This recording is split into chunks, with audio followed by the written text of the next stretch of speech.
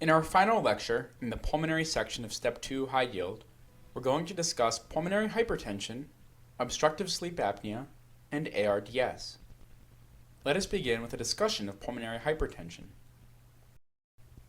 In the healthy lung, the pulmonary circulation is typically extremely low pressure.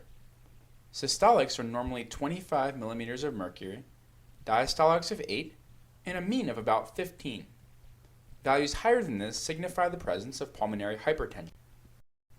Pulmonary hypertension is defined as either primary or secondary.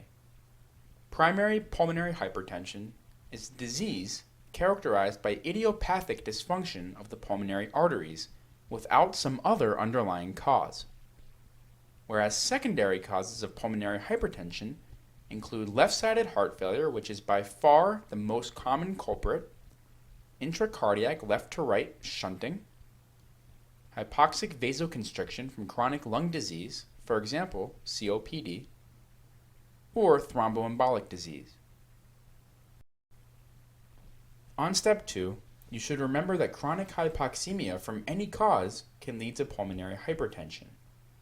That's because, again, the normal response in the lung to hypoxia is to cause vasoconstriction. Vasoconstriction is going to cause pulmonary hypertension. Unfortunately, the presence of pulmonary hypertension actually results in more hypoxemia, mostly because once the vessels are thickened, it's even harder for oxygen to travel from the alveolus across the interalveolar septae through the blood vessels and into the blood. The presentation of a patient with pulmonary hypertension typically consists of dyspnea and fatigue. The patient will complain of exertional syncope, and anytime you think of that, you want to think of obstructive causes of this. The obstruction may be at the level of the left ventricular outflow tract in a disease such as hypertrophic obstructive cardiomyopathy. However, the obstruction may be in the lungs itself. This is pulmonary hypertension. The patient tries to augment their cardiac output during exertion. Because of the high pressures in the lung, their right ventricle is not able to pump enough blood to the left side of the heart, and exertional syncope can occur. Patients will also have exertional chest pain. This is angina as a result of ischemia to a dilated and dysfunctional right ventricle, which is pumping against extremely high afterload. On exam, you'll often hear splitting of the S2 with a loud P2 component. Tricuspid and pulmonary valve insufficiency may also be present. These patients will also develop signs of right-sided heart failure, including edema and elevated JVP. Remember, it's impossible to know that pulmonary hypertension is causing their dyspnea without doing some further testing. Some diagnostic tests might include chest X-ray and chest CT. These are the best initial tests. They will show dilation of the proximal pulmonary arteries with narrowing or pruning of the distal vessels. Here's an example of a chest X-ray of a patient with severe pulmonary hypertension. You see very large proximal pulmonary arteries bilaterally. The ultimate diagnostic test, and the most accurate, will be a right heart or Swan-Ganz catheter. And it's the most precise method to measure the pressures within the different chambers of the heart. This is a picture of how a Swan-Ganz catheter is inserted. It usually goes in through the internal jugular vein and can be threaded down through the SVC into the RA, RV, and all the way into the pulmonary artery. A small balloon at the tip of the pulmonary artery catheter can be inflated and wedged into one of the distal pulmonary arteries. This is a way to measure the pulmonary capillary wedge pressure, which is an estimate of left atrial pressure and hence the left ventricular end diastolic pressure. Other diagnostic testing might include an EKG, which can show signs of right axis deviation, right atrial and right ventricular hypertrophy. Echocardiography is often remarkable for an enlarged RA and RV, and Doppler can be used to estimate the pulmonary artery pressures. VQ scanning, or ventilation perfusion scanning, is sometimes used as well. This is very helpful in identifying chronic pulmonary embolism as a potential cause of pulmonary hypertension. A CBC, will sometimes show polycythemia if the patient has severe chronic hypoxia. Regarding the management of patients with pulmonary hypertension, if there is an underlying cause, correcting it is going to be the first step. Idiopathic disease, on the other hand, is often treated with inhaled or intravenous prostacyclin analogs. These act as pulmonary arterial vasodilators. They're going to improve blood flow through the lungs and are going to decrease the afterload on the right ventricle. Epoprostenol, treprostinol, iloprost, and beroprost are commonly tested examples. Also, we sometimes use endothelin antagonists, such as bosentan. Other drugs used include phosphodiesterase inhibitors, such as sildenafil, or calcium channel blockers. These are only used if they're demonstrated to be responsive to them during right heart catheterization. In many patients, calcium channel blockers are not at all helpful. Oxygen has also been shown to slow the progression of pulmonary hypertension in severe cases, particularly with patients with COPD. Remember, the only curative way to treat idiopathic pulmonary hypertension is through lung transplantation. At this point, let's shift gears and discuss obstructive sleep apnea, which is actually a quite common cause of pulmonary hypertension. Obstructive sleep apnea is defined as cessation of airflow due to upper airway obstruction during sleep. The most commonly identified cause is obesity. As you can see, if the patient has a lot of upper airway obstruction, air is unable to get through down into the trachea while the patient is in a supine position. The most common presentation of obstructive sleep apnea is a patient coming in with daytime somnolence as well as a history of loud snoring. Other symptoms include headache, impaired memory and judgment, depression, hypertension, and erectile dysfunction.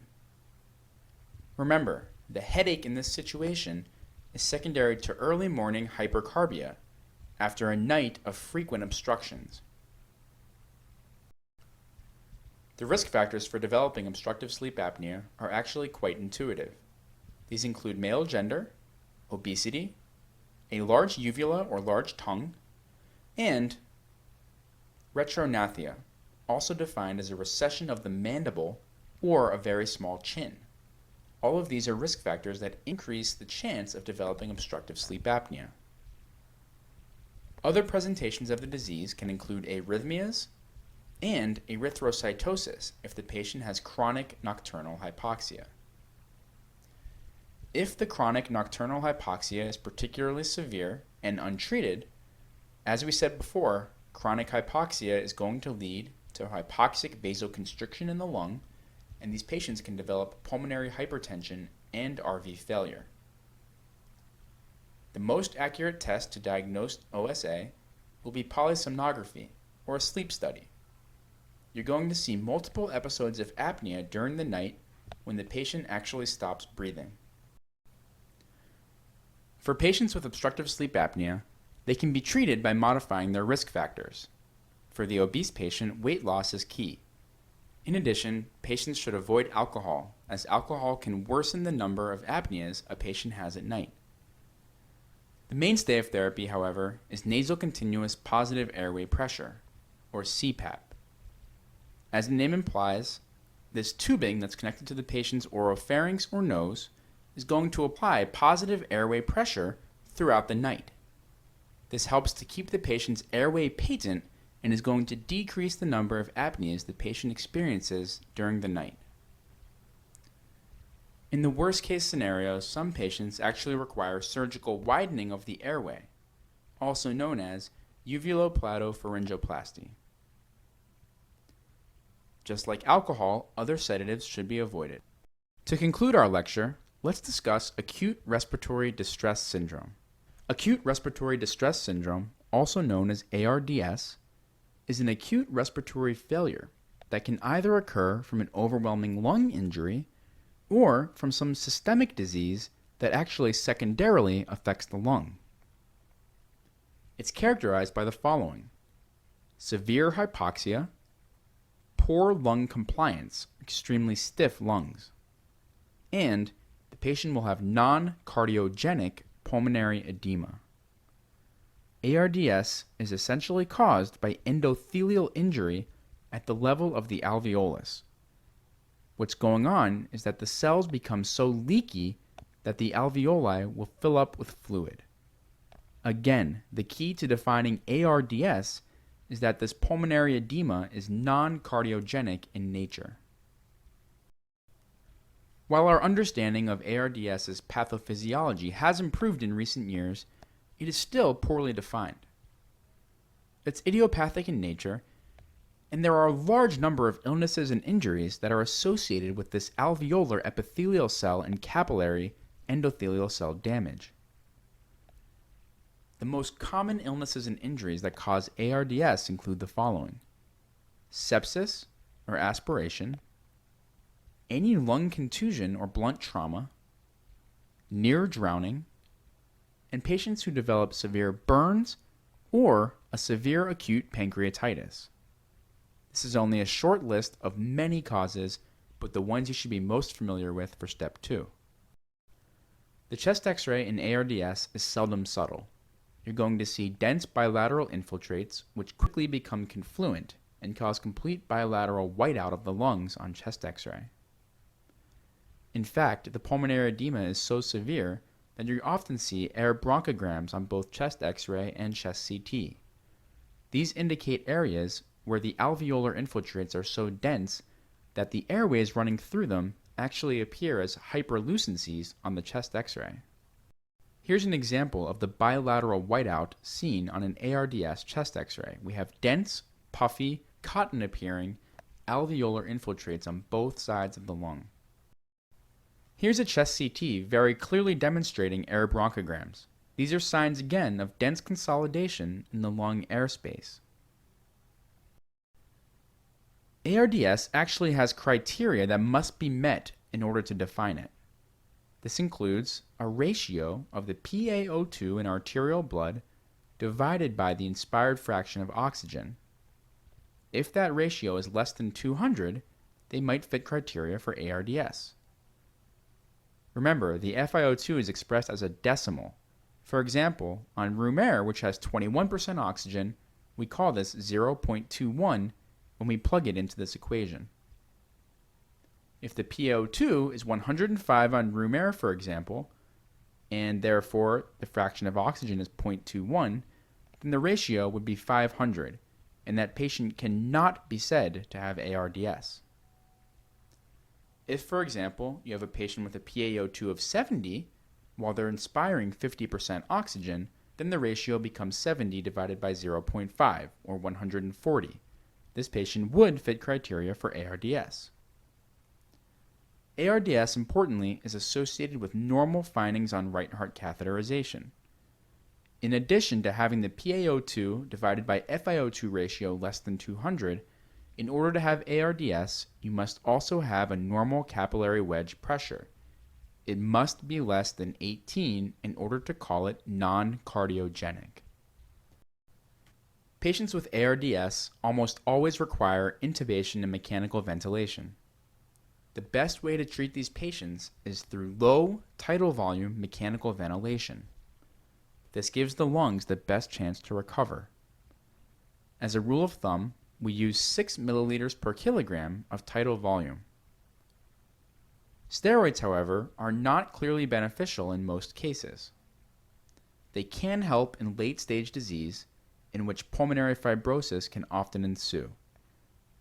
However, again, the mainstay of therapy is going to be using low tidal volumes to minimize damage from overstretching the alveoli, which can worsen the ARDS and respiratory failure. In addition, patients with ARDS will often develop severe hypoxia and require very high levels of FiO2 in order to maintain their oxygenation.